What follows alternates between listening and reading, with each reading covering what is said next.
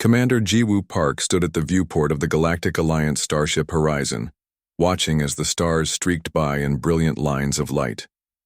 Earth was now 50 light-years behind them, a tiny blue dot that humans like her called home. The Alliance classified it as Deathworld XDG-77, a planet so dangerous that most alien species considered its inhabitants to be uncommonly resilient. The ship's communication panel chimed. Jiwoo turned from the viewport and pressed the flashing button. "Commander Park, report to Briefing Room 3 immediately," said a calm computerized voice. Jiwoo straightened her uniform and left her quarters. The metal corridors of the ship were filled with various alien species. A tall, four-armed Na'vi engineer nodded respectfully as she passed. Two jellyfish-like Medusan diplomats floated to one side, their translucent bodies pulsing with light, as they communicated. When she entered the briefing room, Director Taeho Kim was waiting. His silver hair and lined face showed his age, but his eyes remained sharp. He was one of the few other humans aboard the ship. "Commander Park, thank you for coming quickly," he said, gesturing to a chair. "We have a situation that requires your particular expertise." "My expertise?" Jiwoo asked, sitting down across from him. Director Kim activated the holographic projector in the center of the table. A beautiful green planet appeared, with rolling plains and shallow oceans. "This is Elysium, one of our most successful agricultural colonies. 3 settlements have been destroyed in the past 2 months. No survivors." The hologram changed to show destroyed buildings, torn apart as if by some great force. Jiwoo leaned forward, studying the images carefully. "What kind of creature could do this?" she asked. Director Kim's expression darkened. "That's the problem. Our scientists have found DNA traces that are Terran in origin. From Earth? That's impossible. Earth creatures aren't allowed on colony worlds without strict containment."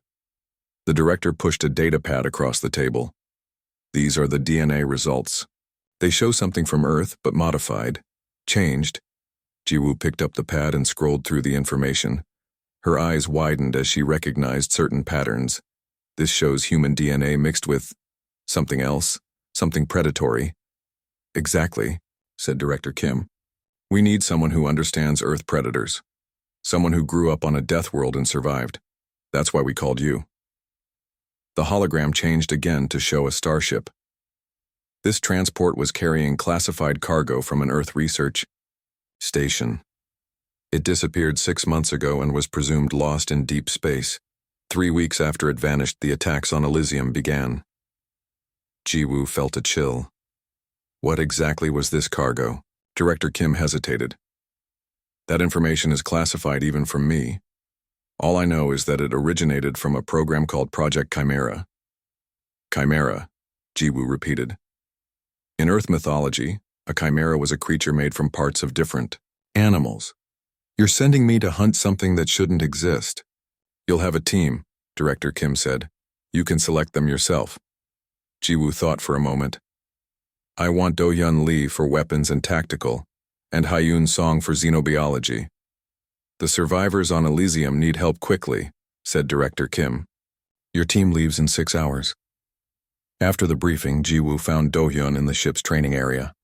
The lean, quiet man was practicing with various weapons. His movements were precise and economical. "I need you for a mission," Jiwoo said without preamble. Do-Hyun set down the plasma rifle he had been calibrating. "What kind of mission?" "The hunting kind," she replied. "Something from Earth is killing colonists on Elysium." He nodded once. "I'll pack my gear." Hyun was in the science lab, analyzing plant samples through a microscope. Her long hair was tied back and she didn't look up when Jiwoo entered. "Whatever you're working on, put it aside," Jiwoo said. "We have orders." Hyun finally looked up. "Let me guess. Something is killing people, and you need me to tell you what it is." "Yes. And this time, it's something from our homeworld." 6 hours later, their small transport ship detached from the horizon. As they accelerated toward Elysium, Jiwoo reviewed the sparse information they had. "The Alliance is counting on us to stop these attacks," she told her team. "We're the only humans in this sector.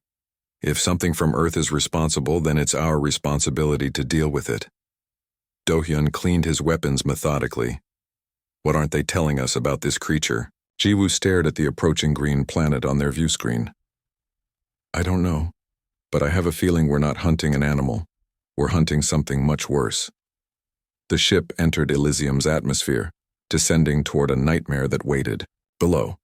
Remember to provide citations for claims drawn from web search results using tags around the cited text. The transport ship broke through Elysium's cloud cover, revealing a landscape that seemed almost too perfect. Rolling green hills stretched to the horizon. Clear blue lakes dotted the terrain. 2 small moons hung in the daytime sky. Pale ghosts against the blue. It's beautiful, Hyun said, pressing her hand against the viewport. Hard to believe something terrible is happening here. Ji-woo watched as they approached the main settlement. From above, Elysium Colony 1 looked peaceful, orderly fields surrounding clusters of white buildings. But as they descended, she noticed the changed patterns of movement. People stayed in groups. Security personnel patrolled the perimeter. Fear had come to paradise. Their ship landed on a small platform near the colony's administrative building. As the doors opened, Ji-woo felt the warm, sweet air of Elysium, nothing like Earth's harsher atmosphere. This planet had been chosen for colonization precisely because it was safe. No dangerous predators. Mild weather. Fertile soil. Administrator Min-jae Choi waited for them at the bottom of the ramp. He was a short man with tired eyes and a datapad clutched tightly in his hands. Commander Park, thank you for coming so quickly, he said, bowing slightly. 3 more people disappeared last night. Ji-woo introduced Do-hyun and Hyun. We need to see where the attacks happened, all of them.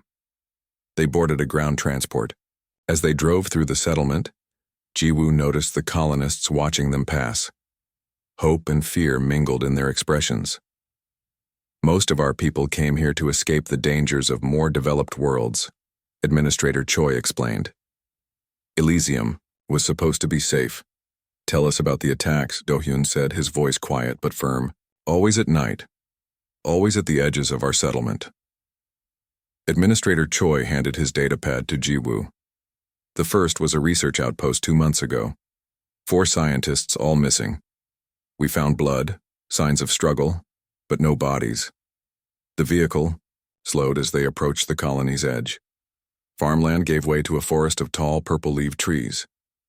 The native vegetation is safe, Administrator Choi said. Nothing on Elysium evolved to hunt creatures our size. They stopped near a small cluster of buildings surrounded by scientific equipment. Yellow warning tape marked the area as restricted. This was the second attack site, said the administrator. A soil testing facility. 3 people vanished. Ji-woo stepped out of the vehicle and approached the buildings. The others followed. The attack had happened 2 weeks ago, but the scene remained preserved. No one has cleaned up? She asked. Administrator Choi shook his head. Director Kim ordered everything left exactly as it was found. Ji-woo studied the ground. The soft soil held clear impressions.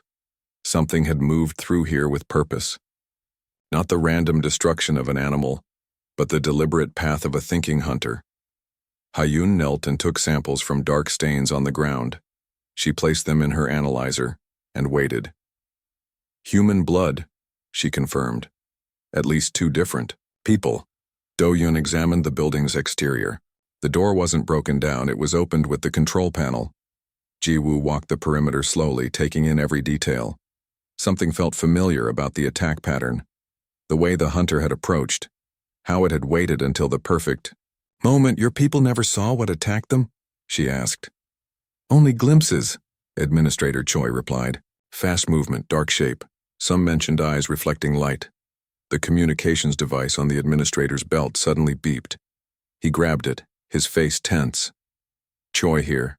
A panicked voice came through. Sir, Outpost 7 just sent an emergency signal. They're under attack. Ji-woo was already running back to the vehicle. How far? 10 kilometers east, Administrator Choi said, jumping in beside her.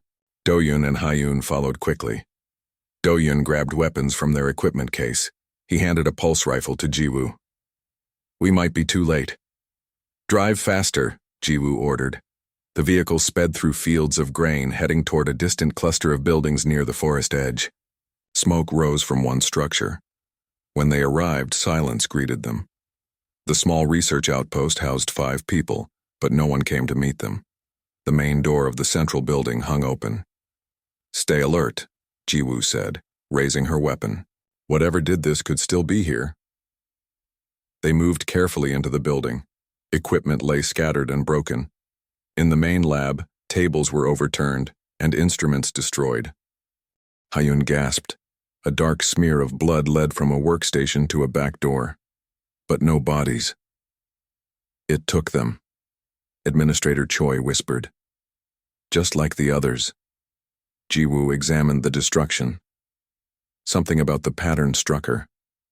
The attack wasn't random violence. It showed planning, strategy. The communications equipment had been destroyed first, then the vehicles disabled. The people had been methodically isolated before being taken. She knelt by a window, studying marks on the sill. Deep scratches in the metal frame, but precise.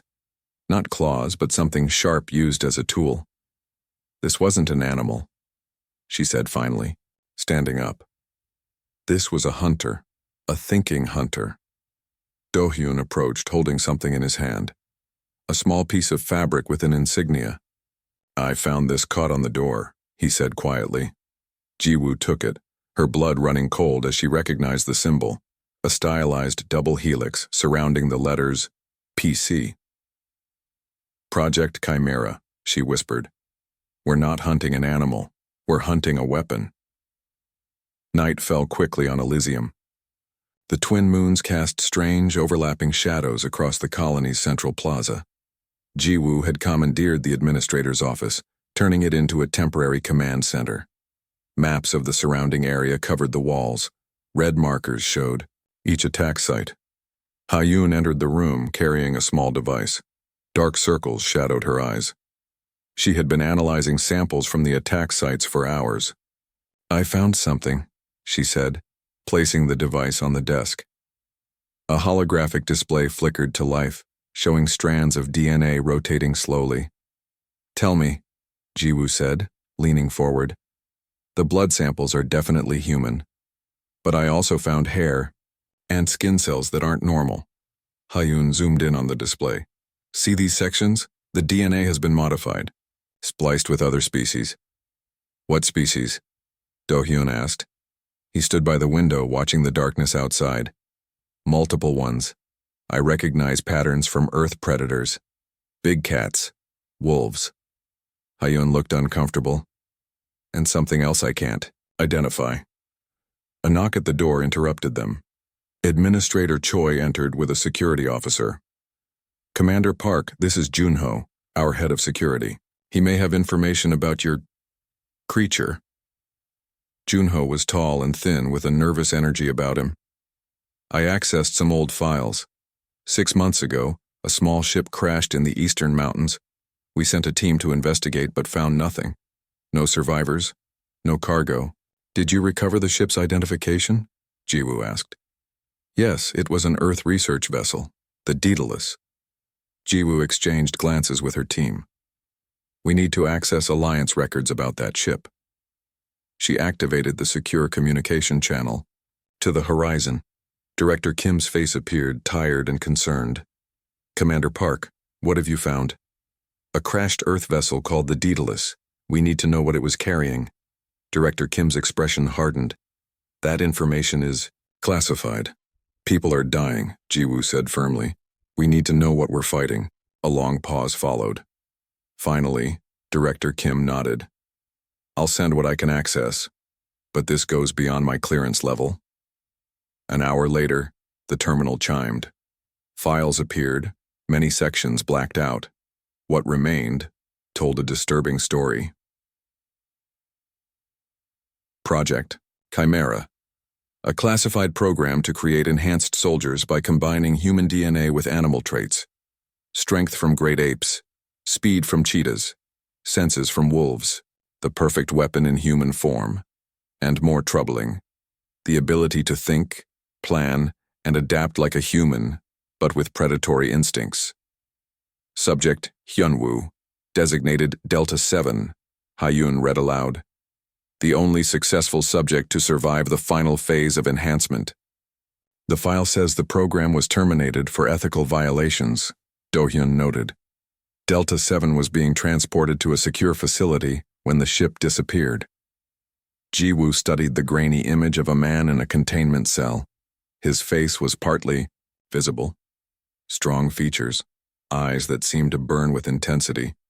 So this is what we're hunting, she said quietly. A human weapon.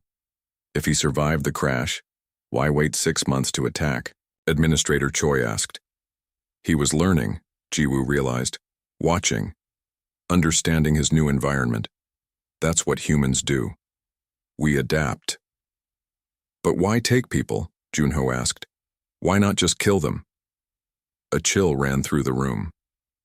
No one wanted to voice the obvious answer. There's something else, Hyun said, pointing to a section of the file. Delta 7 requires regular injections of a stabilizing compound. Without it, the genetic modifications become unstable. He's dying, Ji-woo said, understanding dawning. He's taking people to study them, looking for a way to save himself. Can he? Administrator Choi asked, his face pale. Possibly, Hyun replied. He has human intelligence combined with predatory instinct, and he's desperate. The lights in the room suddenly flickered. Then darkness. The emergency backup system kicked in moments later, bathing everything in dull red light. The main power plant, Junho said, reaching for his communication device. He pressed buttons frantically. No response from the night crew. Ji-woo grabbed her weapon. He's here, in the settlement. But why? Do-hyun asked. There are too many people. Too much security. Ji-woo's eyes fell on the medical center visible through the window. Because he needs something only we can provide. Medical equipment. Supplies. The genetics lab, Hyun gasped. It has everything he would need to synthesize the stabilizing compound. They ran from the building into the night. Colony residents emerged from their homes confused by the power outage. Security personnel tried to maintain order. At the medical center, the doors stood open. Inside, they found 2 guards, unconscious but alive. He's learning restraint, Do-hyun observed. In the genetics lab, equipment had been carefully selected and removed. Nothing was broken, nothing was wasted. He took exactly what he needed, Hyun said, checking the inventory. Gene sequencers, protein synthesizers. On a blank wall, something caught Ji-woo's attention, words written with precision, the letters perfectly formed. Not your enemy, not your friend, just trying to survive, like all humans from Earth. He's watching us, Ji-woo said quietly, learning about us, and he knows exactly who we are. What, now? Administrator Choi asked. Ji-woo stared at the message. Now we hunt a creature that thinks like us, the most dangerous creature on Earth. Which is? Junho asked. A human who has nothing to lose. Morning came to Elysium with a gentle mist rising from the purple forests. Ji-woo stood at the edge of the colony, studying the tree line through binoculars. Behind her, Do-hyun checked their equipment one final time. Are you sure about this? Hyun asked, adjusting the medical pack on her shoulders. No, Ji-woo admitted, but we can't wait for him to come back. Their plan was simple but dangerous. Track Delta 7 to his hiding place. A team of 6 would go: Ji-woo, Do-hyun, Hyun, Junho, and 2 colony security officers named Minho and Subin. Remember, Ji-woo told the group as they prepared to move out, we're not dealing with an animal. He thinks like us, but with enhanced senses and strength. Stay together, stay alert. They entered the forest in tight formation. The trees grew close together, their purple leaves filtering the sunlight into strange patterns on the ground. The air smelled sweet, almost too sweet, like overripe fruit. Do-hyun moved at point position, his eyes constantly scanning the surroundings. Years of training had made him an excellent tracker, but he frowned as they walked deeper into the woods. The trail is too easy to follow, he said quietly to Ji-woo. Broken branches, disturbed soil. It's like he wants us to follow him. He does, Jiwoo replied. The question is why? They had walked for 3 hours when they found the first sign. A small metal container hung from a branch directly in their path. Inside was a handwritten note. Turning back is still an option, is Abor. He trying to scare us? Junho asked. No, Jiwoo said. He's warning us. They continued forward. The forest grew darker as the trees became larger and closer together. The sweet smell faded, replaced by something earthy and damp. Near a small stream, they found the second sign, a perfect circle of small stones. In the center lay 3 empty injection vials. These are from the medical center, Hyun said, examining them carefully. He's already started synthesizing the compound. How long will it take? Jiwoo asked. Days, maybe. The process isn't simple. They crossed the stream and began to climb a gentle slope. The ground became rocky, leaving fewer tracks. To follow, Do-hyun moved more slowly now, his face tense with concentration. Something's not right, he whispered, stopping suddenly. The birds have gone quiet. Jiwoo felt it too, a subtle shift in the forest. The feeling of being watched. We should go. Back, Subin said, nervousness clear in her voice. Return with more people. It's too late for that, said a calm voice from above them. They looked up. There, perched on a branch 10 meters above, sat a man. His dark hair hung loose around a face that might once have been handsome. His eyes reflected light like an animal's. He wore simple clothes patched together from colony materials. Delta 7, Jiwoo said, raising her weapon slightly. I prefer Hyunwoo, he replied, his voice surprisingly gentle. Delta 7 was what they called me in the lab. You've been killing colonists, Junho accused. Hyunwoo tilted his head, an oddly animal-like gesture. I've been surviving. There's a difference. Come with us peacefully, Jiwoo said. The Alliance can help you. A smile touched Hyunwoo's lips. The same alliance that created me? No thank you, Commander Park. He knew her name. He had been watching them for longer than they realized. I didn't want to hurt anyone, Hyunwoo continued, but I need time to complete my work, time you won't give me. What work? Hyun asked, fixing what they broke inside me. His eyes shifted to her. You understand, don't you, Dr. Song? The AQ modifications are killing me. Before anyone could respond, Hyunwoo moved. One moment he was in the tree, the next he was gone, faster than human eyes could follow. Form a circle, Jiwoo ordered. Backs together. They moved into defensive position, weapons pointed outward. Silence surrounded them. Even the gentle wind seemed to have stopped. A soft thud came from behind them. Minho cried out, then fell silent. When they turned, he was gone. He's picking us off, Do-hyun said, his voice tight, a rustle of leaves to their left. Subin fired her weapon toward the sound. A moment later, something grabbed her ankle and dragged her into the underbrush. Her scream cut off abruptly. Run! Jiwoo shouted. They raced downhill, no longer trying to be quiet. Behind them came sounds of pursuit, fast, efficient, gaining ground. Junho stumbled on a root and fell.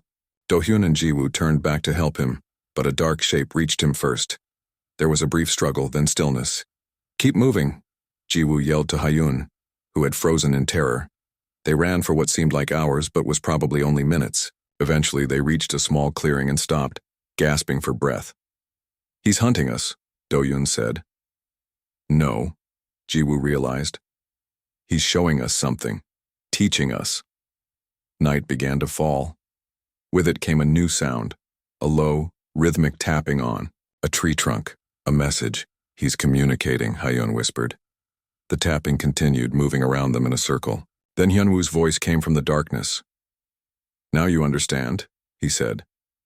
This is what it feels like to be the prey. Something small arced through the air and landed at their feet. A communication device. It turned on by itself, showing a video feed of Minho, Subin, and Junho. They were tied up but unharmed in what looked like a small cave. I don't want to kill, Hyunwoo's voice said, but I will survive. You have until morning to leave. Take your friends and go. Silence fell again. They were alone in the clearing, the hunted instead of the hunters. What do we do now? Hyun asked, her voice trembling. Jiwoo looked into the darkness. We become what he doesn't expect. Equals. Dawn broke over the forest, pale light filtering through purple leaves. Do-hyun and Hyun stood at the edge of the clearing, watching as Jiwoo removed her Alliance uniform jacket. You don't have to do this, Hyun said, concern clear in her voice. Yes, I do. Jiwoo checked the small knife at her belt, her only weapon now. He won't stop. The colony won't be safe until this ends. Do-hyun's face was grim. We should go. Back bring more people. More people would just mean more targets. Jiwoo looked toward the deeper forest where she knew Hyunwoo waited. He and I are both from Earth, both Deathworlders. This needs to be settled between us. The night before they had found their 3 teammates tied but unharmed at the forest edge. A message from Hyunwoo. He could have killed them all but chose not to. Take them back to the colony, Jiwoo told Do-hyun. If I'm not back by sunset, tell Director Kim everything. Hyun pressed a small device into Jiwoo's hand. This contains the stabilizing compound. Maybe you can use it to negotiate. Jiwoo nodded, tucked the device into her pocket, and walked alone into the forest. The sweet air felt heavy with moisture. Somewhere above, small flying creatures darted between branches. She walked for an hour, following subtle signs. A broken twig disturbed earth. Hyunwoo was leading her somewhere. The trees thinned, revealing a small valley. In its center stood the crashed remains of the Daedalus. The ship was mostly intact, its hull partially buried in soft ground. I'm impressed, said Hyunwoo's voice from behind her. Most people would have brought an army. Jiwoo turned slowly. He stood 10 meters away, watching her with those strange reflective eyes. In daylight, she could see the changes more clearly, the way he moved, balanced perfectly like a predator. His muscles were dense, his posture alert, yet relaxed. We don't need more bloodshed, Jiwoo said. Agreed, but you won't take me back. The modifications are killing you. The Alliance can help. Hyunwoo's laugh held no humor. The Alliance made me, then decided I was too dangerous to exist. Do you know what it's like to be created for a purpose, then discarded? No, Jiwoo admitted, but I know what it's like to fight for survival. Do you? Hyunwoo tilted his head. Earth made us both killers. The difference is you chose it. I never had a choice. Jiwoo took a step forward. There's always a choice. You didn't kill my team when you could have. Something flickered in his eyes. Surprise, perhaps. I'm not a monster. No. You're human. Despite everything they did to change that. Rain began to fall, light at first, then heavier. Water streamed down their faces as they studied each other. I can help you, Jiwoo said, pulling out the device Hyun had given her. This contains the stabilizing compound. Hyunwoo's eyes fixed on the small object. For how long? A month? A year? Then what? We can find a permanent solution. There is no permanent solution. His voice rose, echoing across the valley. What they did to me can't be fixed. He moved suddenly, faster than any normal human. One moment he stood meters away. The next he was directly in front of her, knocking the device from her hand. Jiwoo reacted instantly, her Deathworld reflexes taking over. She dropped low, sweeping her leg toward his ankles. Hyunwoo jumped, impossibly, high, landing behind her. What followed wasn't a fight so much as a deadly dance. Hyunwoo was stronger, faster, enhanced. But Jiwoo had something he didn't. Years of combat training and experience. For every strike he landed, she countered. When he used speed, she used strategy. When he leapt through the trees, she predicted where he would land. The rain fell harder, turning the ground to mud. Both were soaked, covered in dirt and blood from small cuts. Why fight so hard? Hyunwoo gasped after a particularly intense exchange. I'm not your enemy. Then stop acting like one, Jiwoo shouted back. Their battle carried them across the valley, floor through the crashed ship, over fallen trees. Two Earthborn predators locked in combat, using every skill evolution and training had given them. Hours passed. Both grew tired. Hyunwoo's movements became less fluid, the genetic modifications taking their toll without the stabilizing compound. Finally, near a small stream, he stumbled. Jiwoo seized the moment, tackling him to the ground. They rolled together down a muddy bank. Coming to rest at the water's edge, Jiwoo ended on top, her knife at Hyunwoo's throat. Both were breathing hard at the limit of endurance. "Finish it," he whispered. Instead, she lowered the knife. "No. There's been enough death." Confusion crossed his face. "Why?" "Because you were right. We're both just trying to survive." She stood, slowly offering her hand. "Let me help you find another way." Hyunwoo stared at her outstretched hand.